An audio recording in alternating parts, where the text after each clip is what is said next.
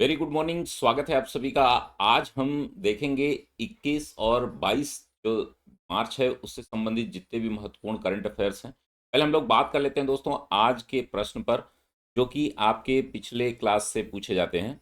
हाल ही में आने वाला उष्णकटिबंधीय चक्रवात यानी कि ट्रॉपिकल साइक्लोन मेगन निम्नलिखित में से किस क्षेत्र को प्रभावित किया?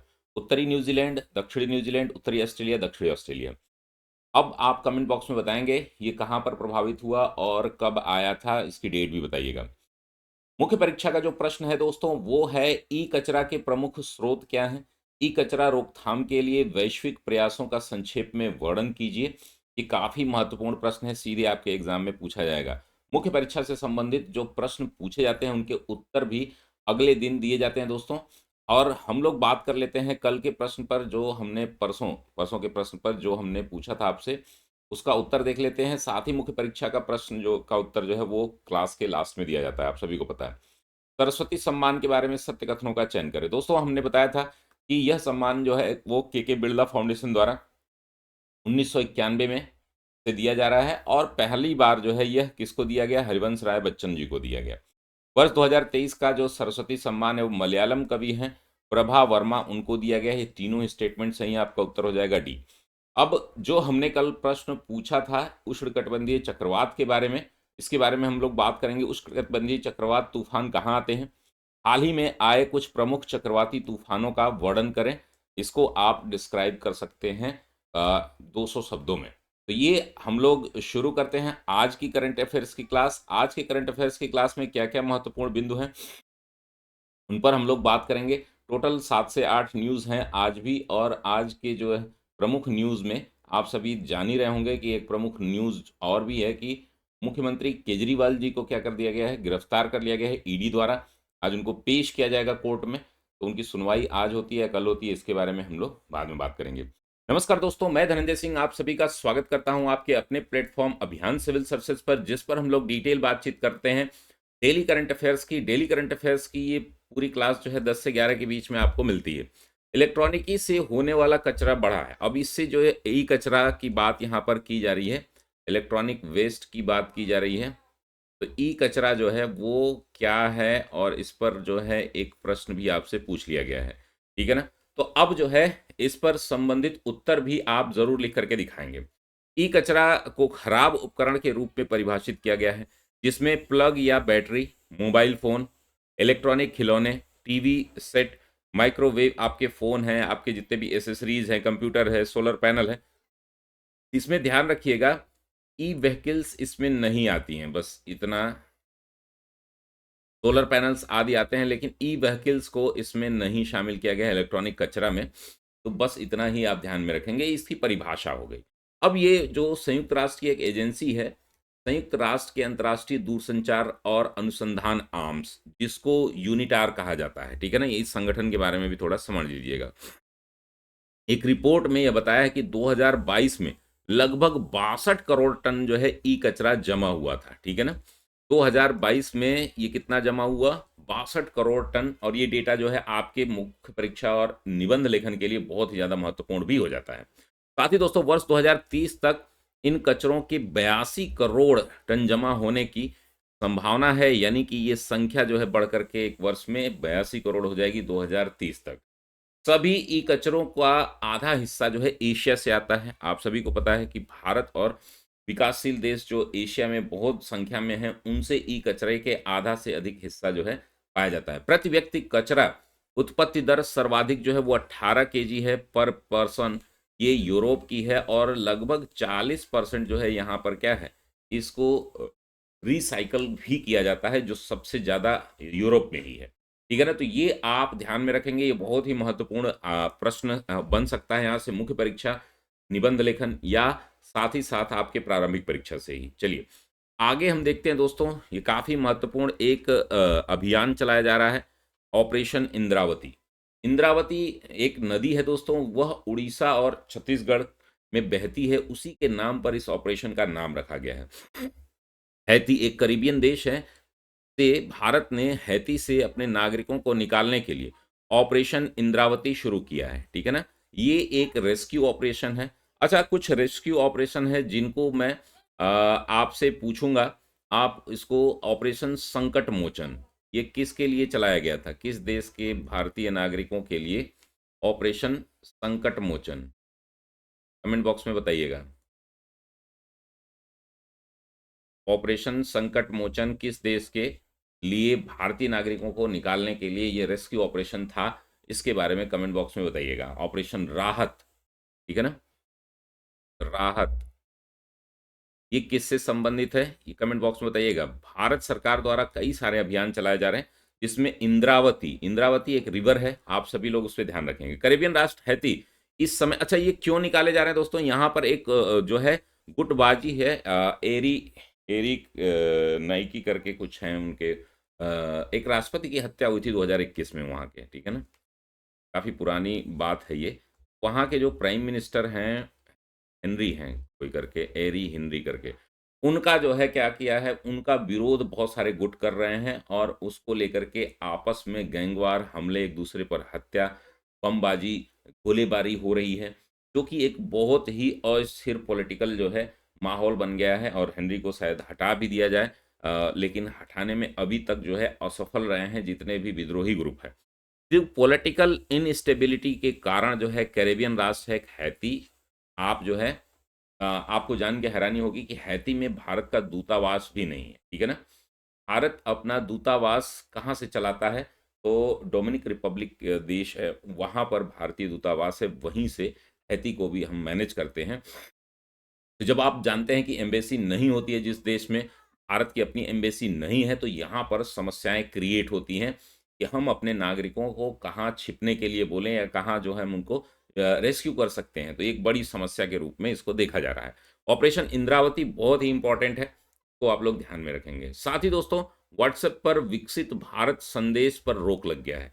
अब दोस्तों कुछ दिन पहले आपको जो है मैसेज आते होंगे, ठीक है ना, जो कि विकसित भारत यात्रा, भारतीय प्रधानमंत्री की एक यात्रा चल रही थी, विकसित भारत यात्रा, ठीक है ना, उसका जो है मैसेज भारतीयों के लिए क्या क्या किया गया है, मतलब यानी कि प्रधानमंत्री द्वारा एक मैसेज दिया गया था जो कि मिनिस्ट्री ऑफ इलेक्ट्रॉनिक और सूचना प्रौद्योगिकी मंत्रालय की तरफ से जो है भेजा जा रहा था आप सभी के व्हाट्सएप नंबर पर, ठीक है ना। लेकिन उसमें जो है जब आचार संहिता लागू हुई, यानी कि 16 मार्च को, उसके बाद भी बहुत सारे मैसेज आए, इसके लिए जो है चुनाव आयोग ने कुछ निर्देश दिए थे, जिससे कि उसमें बताया गया है, वो हम लोग समझ लेते हैं पहले। व्हाट्सएप पर विकसित भारत संदेश जो यात्रा संदेश था पर रोक लग गई। निर्वाचन आयोग ने इलेक्ट्रॉनिक और सूचना प्रौद्योगिकी मंत्रालय को व्हाट्सएप पर विकसित भारत संदेश पर तत्काल प्रभाव से रोकने का निर्देश दिया है। हालांकि पत्र जो है आचार संहिता लागू होने से पहले भेजे गए थे, परंतु कुछ तकनीकी कारणों से कुछ लोगों के पास जो है ये देर से पहुंचे हैं, यानी कि ये चुनाव आयोग द्वारा आचार संहिता का उल्लंघन भी माना जाता है। हालांकि इसमें जो गलती है ये टेक्निकल जो प्रोवाइडर हैं उनकी है, तो इसको लेकर के रोक लगा दी गई कि अब कोई भी संदेश, चाहे वो टेक्निकली एरर हो चाहे किसी भी प्रकार से एरर हो, वो नहीं जाना चाहिए। तो ये दूसरा हमारी तीसरी न्यूज़ थी। चौथी न्यूज़ पर बढ़ते हैं आगे दोस्तों। सर्वोच्च न्यायालय परिसर में सुगम्यता हेल्प डेस्क एक शुरू किया गया है। ये काफ़ी महत्वपूर्ण है, आप इसको निबंध लेखन और अपना जो मुख्य परीक्षा लेखन है उसमें भी यूज कर सकते हैं। मुख्य न्यायाधीश हमारे माननीय डी वाई चंद्रचूड़ जी हैं इस समय। सर्वोच्च न्यायालय परिसर में 21 मार्च को सुगम्यता हेल्प डेस्क का शुभारंभ इन्होंने किया है। अब ये हेल्प डेस्क होता क्या है दोस्तों, आपने अभी एक मूवी देखी होगी, अ, मामला, वेब सीरीज है मेरे ख्याल से, मामला लीगल है ना, मामला लीगल है, अगर नहीं देखा होगा तो अगर खाली समय है आपके पास तो ज़रूर देख लीजिए। बहुत ही बेहतरीन जो है, अगर आप एडवोकेट हैं या एडवोकेट या न्यायालय के कार्यों में आपको रुचि है तब तो बहुत ही ज़्यादा मज़ा आएगा, नहीं भी है तो बहुत अच्छी कॉमेडी, रवि किशन और अन्य जो एक्टर्स हैं उन्होंने बहुत ही अच्छी ये कॉमेडी की है। तो मामला लीगल है, अगर आप देखते हैं उसमें जो शुरू में ही पहले ही सीजन में जो हॉवर्ड से लड़की आती है, एलएलएम करके, तो वो अ, दिखती है, कुछ लोग जो हैं अपना डेस्क लगाए रहते हैं, वहाँ पर जो है एक ऐसे गैलरी बनती है जो कि इसके लिए है, दिव्यांग के लिए होती है, दिव्यांगों के, ठीक है ना। तो ये उसके लिए ऐसे कुछ व्हील चेयर बनी होती है और ऐसे ऐसे बना कोई सिंबल होता है, ठीक है ना, जिसको वो लोग मजाक मजाक में बोलते हैं कस्टमर फर्स्ट है, चूंकि ये उल्टा हो जाता है। तो ये आप देखेंगे तो ये हेल्प डेस्क होते हैं, तो वहां तो केवल आपको एक सर्किट एक जो है पकड़ के चलने की व्यवस्था बनाई जाती है, लेकिन यहाँ पर एक हेल्प डेस्क बनाया गया जहाँ पर कोई ना कोई अवश्य रहेगा। और ये हेल्प डेस्क केवल दिव्यांगों के लिए ही नहीं है, फिजिकली जो डिफरेंटली एबल्ड हैं उन्हीं के लिए नहीं है। तो 21 मार्च को इसकी शुरुआत की गई। यह पहल जो है न्यायमूर्ति रविंद्रन भट्ट की अध्यक्षता वाली समिति पर आधारित है, यानी कि रविंद्रन भट्ट ने एक अपना निर्णय दिया था, एक समिति गठित की गई थी कि यहाँ पर सुप्रीम कोर्ट के सुधार जो है अन्य ऐसे वनरेबल सेक्शन हैं जो न्याय तक नहीं पहुंच पाते हैं या पहुंचते हैं उनको कोई सहयोग नहीं मिलता है, उसके लिए रविंद्रन भट्ट की अध्यक्षता में एक कमेटी गठित की गई थी। उनके निर्देश पर आधारित है ये सुगम्यता हेल्प डेस्क। इसमें सिर्फ दिव्यांगजन नहीं बल्कि वरिष्ठ नागरिक यानी कि सीनियर सिटीजन, गर्भवती महिलाएं जो कि प्रेग्नेंट वीमेंस हैं, वो जाती हैं, उनको बहुत समस्याएं होती हैं, और भी ऐसे लोग हैं जो असहाय हों, बच्चे हों, कुछ ऐसे लोग हों जो जिनको जो है कोई सपोर्ट नहीं मिलता है, वो यहाँ पर देने का प्रयास इसके माध्यम से किया जाएगा, सुगम्यता हेल्प डेस्क के माध्यम से, जो कि सुप्रीम कोर्ट परिसर आपके न्यू दिल्ली में है। आईएमटी ट्रिलेट 2024 के बारे में हम लोग बात कर लेते हैं। ये आज की हमारी 5वीं न्यूज़ है, इस पे हम लोग थोड़ा सा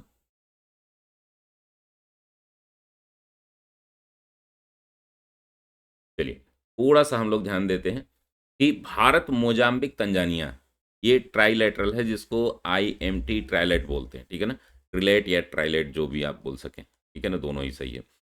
अभ्यास 2024 जो है 21 से लेकर के 29 मार्च को होने वाली समुद्री अभ्यास का दूसरा संस्करण, ठीक है ना। यह अभ्यास जो है तंजानिया के जंजीबार, जंजीबार को और किस नाम से जाना जाता है आप कमेंट बॉक्स में बताइएगा, बहुत ही फेमस है। और आप ज्योग्राफी में जब पढ़ते हैं तो ये अफ्रीका का एक आइलैंड है, पूर्वी अफ्रीका का, और जिसमें जो है जिसके पास, और मोजाम्बिक के मापुतो बंदरगाह, दो बंदरगाहों पर यह आयोजित किया जा रहा है, जंजीबार में और मापुतो। जंजीबार जो है तंजानिया में है और वही आप जो है मोजाम्बिक जो है वो मापुतो बंदरगाह, इन दोनों पर ही आयोजित किया जा रहा है, नौसेनाओं द्वारा आयोजित हो रहा है, भारत, मोजाम्बिक और तंजानिया की। भारत की ओर से आईएनएस तीर और आईएनएस सुजाता इसमें भागीदार होंगे। 21 से लेकर के 29 मार्च तक है, 21 से 24 तक ये तंजानिया के जंजीबार पर, फिर उसके बाद जो है उसी दिन जो है आपके मापुतो में, फिर जो है जंजीबार तंजानिया में ही कुछ ये एक्सरसाइजेज होंगी, जिनको हम क्या बोल सकते हैं, आईएमटी ट्राइलेट या ट्रिलेट, ठीक है ना। तो ये आप याद रखेंगे, 21 से लेकर के 29 मार्च तक ये आयोजित किया जा रहा है। साथ ही दोस्तों एसीओ स्टार्टअप फोरम का ये चौथा संस्करण यानी कि 4.0 भारत में आयोजित किया जा रहा है, और आप जान लीजिएगा कि 4.5.0 भी भारत में आयोजित किया जा रहा है, ठीक है ना। शंघाई सहयोग संगठन, एसीओ में कुल कितने मेंबर हैं, ठीक है ना, एसीओ में कुल कितने मेंबर हैं आप कमेंट बॉक्स में बताइएगा। शंघाई सहयोग संगठन में भारत और पाकिस्तान किस वर्ष जो है इसके सदस्य बने, और इस बार 2023 में अध्यक्षता 23-24 में भारत के ही पास है, ठीक है ना। तो शंघाई सहयोग संगठन के स्टार्टअप फोरम के चौथे संस्करण का आयोजन जो है 19 मार्च 2024 को नई दिल्ली में आयोजित किया गया। एसीओ के सभी सदस्य देश स्टार्टअप और इनोवेशन, जो कि एसडब्ल्यूजी यानी कि स्पेशल वर्किंग ग्रुप के लिए 16 सितंबर 2022 को समरकंद के उज्बेकिस्तान में आयोजित एससीओ राष्ट्राध्यक्षों के सम्मेलन में विशेष कार्य समूह बनाने पर सहमत हुए थे। इसकी 2 बैठकें होती है दोस्तों, एसडब्ल्यूजी यानी कि स्पेशल वर्किंग ग्रुप जो है, विशेष जो कार्य समूह है, उसकी बैठक जो है, दूसरी बैठक नवंबर 2024 में भारत में ही होगी। और एससीओ स्टार्टअप फोरम जो जनवरी 2025 में आयोजित होगा, इसकी 5वीं बैठक जो होगी वो भी भारत में होगी। एससीओ स्टार्टअप 1.0 का आयोजन 2020 में किया गया था। ये आप याद रखेंगे, कुछ इन्फॉर्मेशन इसमें फैक्चुअल हैं जो कि काफ़ी आवश्यक हैं। जो मैं प्रश्न पूछता हूँ उन प्रश्नों का भी उत्तर आप लोग कमेंट बॉक्स में ज़रूर दिया करें। चलिए आगे बढ़ते हैं हमारे आज की अंतिम न्यूज़ है पीआईबी फैक्ट चेक यूनिट। अभी आपने देखा प्रेस ब्यूरो ऑफ इंफॉर्मेशन जो है, प्रेस इंफॉर्मेशन ब्यूरो जो है पीआईबी, और मिनिस्ट्री ऑफ इंफॉर्मेशन ब्यूरो, इन दोनों के अंतर्गत आने वाली फैक्ट चेक यूनिट को केंद्र सरकार ने तथ्य जांच इकाई के रूप में अधिसूचित किया है। फैक्ट चेक यूनिट ये अब गवर्नमेंट यूनिट हो जाएगी, और ये किसके तहत हुआ है दोस्तों, इलेक्ट्रॉनिक और सूचना प्रौद्योगिकी मंत्रालय ने सूचना प्रौद्योगिकी मध्यवर्ती दिशा निर्देश और डिजिटल मीडिया एथिक्स कोड नियम 2021 के तहत जो है एफसीयू को अधिसूचित किया है। जो एफसीयू की स्थापना 2019 में, पीआईबी नहीं है ये, एफसीयू की स्थापना जो 2019 में की गई थी। जनाब यह फैक्ट चेक यूनिट क्या होता है, जैसे कि हम किसी भी प्रकार के फेक न्यूज़ और अन्य न्यूज़ को प्रसारित कर रहे हैं मीडिया, सोशल मीडिया पे, का फैक्ट चेक जो है ये प्रेस इंफॉर्मेशन ब्यूरो के अंतर्गत जो है फैक्ट चेक यूनिट है, और वो जो है ये क्या करती है, जारी करती है। दोस्तों ये आज की क्लास का आज का टोटल करंट अफेयर्स रहा। आज के प्रश्न को एक बार हम फिर से देख लेते हैं, दोनों प्रश्नों को, और कल के प्रश्न का उत्तर भी हम देखेंगे। हाल ही में आने वाला उष्णकटिबंधीय चक्रवात जो है मेगन निम्नलिखित में से किस क्षेत्र को प्रभावित किया? आपको कमेंट बॉक्स में बताना है।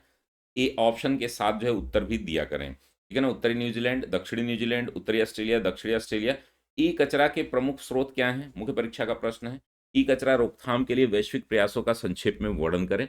ये आपके लिए दोस्तों, हमारे कुछ अन्य कार्यक्रम भी हैं, उन कार्यक्रम से आप जुड़ सकते हैं। इसके बाद हम देखेंगे मुख्य परीक्षा का जो उत्तर है आपका उष्णकटिबंधीय चक्रवात, उससे संबंधित जो उत्तर है उसको हम देखेंगे। हमारा 120 दिनों का एक टाइम टेबल है, ठीक है ना। इस टाइम टेबल को आप यूज करके आप अपनी सेल्फ स्टडी कर सकते हो, हमारे साथ भी पढ़ सकते हो। Pre cum mains crash course RO के लिए एक समग्र बैच चल रहा है, इससे आप जुड़ सकते हैं।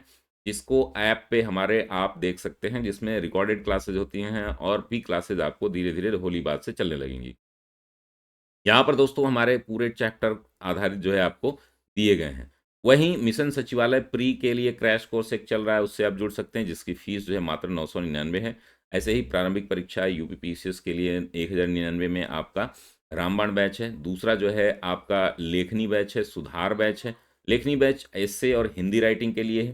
साथ ही दोस्तों सुधार बैच जो है वो हमारा उत्तर लेखन अभ्यास के लिए है, जो कि एक प्रश्न आपको कराया जा रहा है प्रतिदिन। अभी जो है होली के बाद जो है हिस्ट्री के एक साथ 10 प्रश्न आपको करा दिए जाएंगे। एनुअल करंट अफेयर्स यहाँ पर चल रहा है। यूपी पीएससीएस मुख्य परीक्षा और प्रारंभिक परीक्षा के लिए समर्थ बैच है, इससे आप जुड़ सकते हैं, जिसकी फीस मात्र 2999 है, जिसमें कंप्लीट आपको करंट अफेयर्स से लेकर के ऐसे राइटिंग, हिंदी, जीएस पेपर 1 2 3 4 5 6 सभी कुछ इसमें शामिल है। तो ये रही कंप्लीट जानकारी। आइए हम लोग बढ़ते हैं दोस्तों अगले जो हमारा मेन आज का प्रश्न था कल का, उसके उत्तर पर। क्या होगा उसका उत्तर? उष्णकटिबंधीय चक्रवात यानी कि ट्रॉपिकल साइक्लोन के बारे में बात की जा रही है।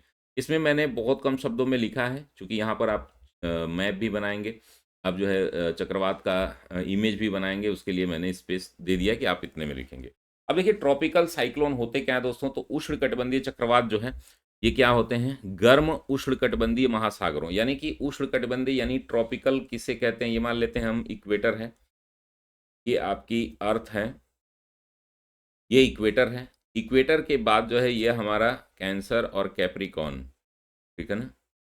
इनके बीच में ही उष्णकटिबंधीय चक्रवात, यानी कि ये कैप्रिकॉर्न है और ये कैंसर है, ठीक है ना। इन दोनों के बीच में ही चक्रवात ये बनते हैं, और ये कहाँ से कहाँ तक बनते हैं? इन्हीं के आसपास, यानी कि ट्रॉपिकल क्षेत्रों में, उष्णकटिबंधीय ट्रॉपिकल क्षेत्रों में ये बनते हैं, ठीक है ना। उष्णकटिबंधीय चक्रवात जो है गर्म उष्णकटिबंधीय महासागरों के में उत्पन्न होते हैं। कम वायुमंडलीय दबाव, तेज हवाएं और भारी बारिश इनकी प्रमुख विशेषताएं हैं। महासागरों का तापमान लगभग 27 डिग्री सेल्सियस, कहीं कहीं आपको 26.5 दिखेगा डिग्री सेल्सियस, वो भी ठीक है ना। और परत की गहराई 50 मीटर आवश्यक, 150 फीट जो है ये भी कहीं कहीं दिखेगा आपको, वो भी सीमी है, ठीक है ना। ये चक्रवात दक्षिणी गोलार्ध में जनवरी मार्च तथा उत्तरी गोलार्ध में जुलाई सितंबर माह में आते हैं। ये चक्रवात जो है उत्तरी अमेरिका के खाड़ी तट और उत्तरी पश्चिमी ऑस्ट्रेलिया या और पूर्वी चीन, पूर्वी भारत और बांग्लादेश आदि क्षेत्रों में आते हैं, तथा इनके अलग अलग नाम हैं, जैसे कि हरिकेन, हरिकेन अमेरिका में इसको बोला जाता है, उत्तरी अमेरिका में चक्रवात, आपके ऑस्ट्रेलिया में टाइफून, तूफान, और जैसे चीन में इसको टाइफून बोलते हैं, तूफान और चक्रवात भारत में बोलते हैं।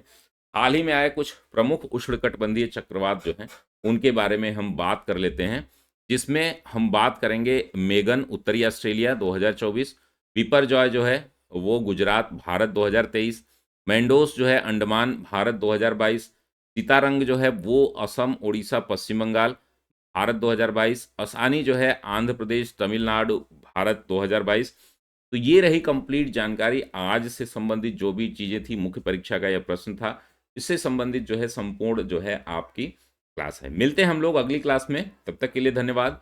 स्वस्थ रहिए, मस्त रहिए, व्यस्त रहिए और इन प्रश्नों के उत्तर लिख करके दिखाते भी रहिए। बहुत बहुत धन्यवाद आप सभी का।